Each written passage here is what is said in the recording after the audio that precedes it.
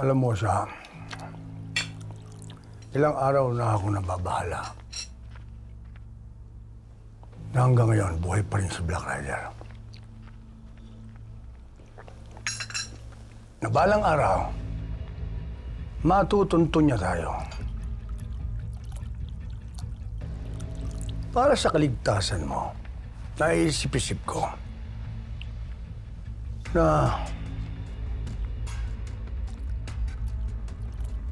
lilipat kita ng tirahan. Ititira kita sa bahay ko sa Singapore. At isa pa,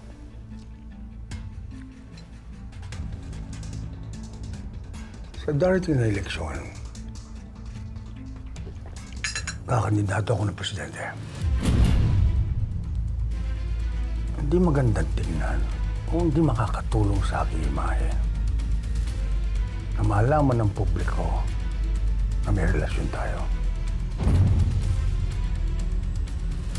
Yun ay para sa ikabubuti natin dalawa.